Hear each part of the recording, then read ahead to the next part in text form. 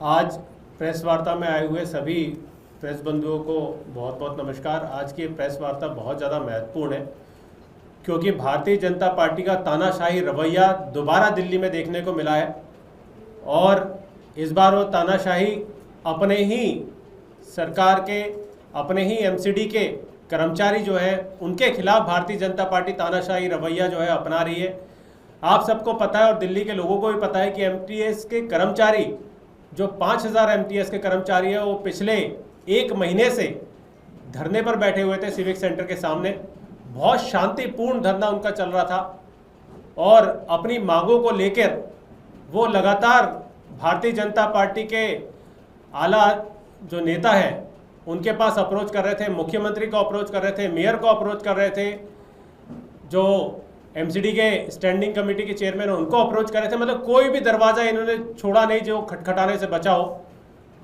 इन कर्मचारियों ने सब जगह अपने हाथ जोड़ लिए, लेकिन भारतीय जनता पार्टी ने इनकी बिल्कुल भी नहीं सुनी और ना सुनने के विपरीत भारतीय जनता पार्टी ने आज इन कर्मचारियों को ज़बरदस्ती शांतिपूर्ण धरना जो ये दे रहे थे उसे ज़बरदस्ती आज पुलिस भेजकर ख़त्म करवाया और इन सारे एमटीएस कर्मचारियों को 12 थानों में गिरफ्तार कर लिया।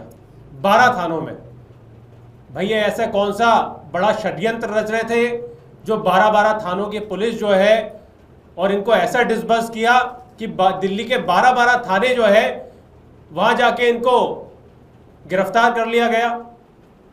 एमटीएस कर्मचारी जो कोरोना काल में दिल्ली की जान बचाने का काम कर रहे थे, सैनिटाइजर का छिड़काव कर रहे थे, ये कर्मचारी जो दिल्ली को डेंगू मलेरिया से बचाते हैं, ये कर्मचारी जो दिन रात दिल्ली की सेवा में लगे रहते, इन कर्मचारियों को उठा के सलाखों के पीछे डालना वो बिल्कुल गैर कानूनी है। और ये शांतिपूर्ण प्रोटेस्ट तो हिंदुस्तान में अधिकार है, किसी भी कर्मचारी का या किसी भी नागरिक का बेसिक अधिकार है कि वो शांतिपूर्ण प्रोटेस्ट कर सकता है। लेकिन भारतीय जनता पार्टी को इनकी सच्चाई की आवाज़ पसंद नहीं आई। इनकी क्या मांग थी? इनकी मांग बहुत ही जेन्युइन, बहुत ही वाजिब और बहुत ही सीधी सी मांग थी। ये एमटीएस कर्मचारी जो पहले डीबीसी कहलाते थे, डोमेस्टिक ब्रीडिंग चेकर, जिनका कोई रिकॉर्ड नहीं होता था, पहली बार आम आदमी पार्टी जब सत्ता में आई, आम आदमी पार्टी ने इन्हें एमटीएस का दर्जा दिया। एमटीएस का दर्जा मिलने के बाद जब भाजपा की सरकार आ गई तो भाजपा सरकार ने इनके साथ दोबारा खेल खेलना चालू कर दिया, जो कि एमटीएस कर्मचारी को सबको समान वेतन जो मिलना चाहिए था, समान कार्य का समान वेतन जो मिलना चाहिए था, वो भारतीय जनता पार्टी ने उनका हक छीन लिया। वो लगातार अपनी इस हक की लड़ाई जो है लड़ते रहे, मजबूरन उन्हें धरने में बैठना पड़ा, लेकिन अभी तक उनकी मांगे जो है मानी नहीं गई।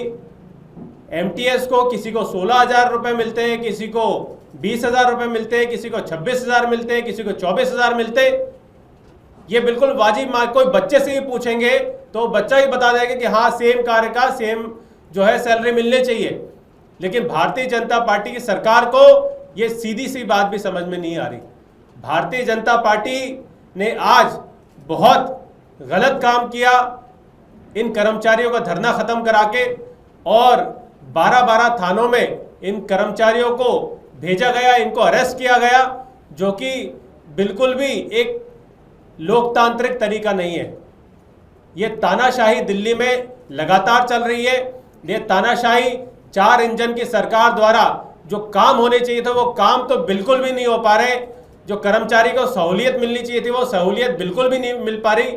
लेकिन भारतीय जनता पार्टी सरकार द्वारा जो लोगों की आवाज़ है उस आवाज़ को दबाने का काम लगातार हो रहा है, जिसकी आम आदमी पार्टी पूरी तरीके से निंदा करती है। और आम आदमी पार्टी ये मांग करती है कि इन सारे कर्मचारियों को तुरंत तत्काल प्रभाव से रिहा किया जाए और इनकी वाजिब मांगे जो इनकी मांगे हैं वो सारी की सारी मांगे जो है वो मानी जाए और एमटीएस कर्मचारी जो सड़क पे बैठा है उसको दोबारा कार्य पे जाना पड़े, वो कार्य पे जाए और खुशी खुशी अपना काम करे और दिल्ली को दोबारा वैसे ही सेवा दे जैसे वो पहले देता था।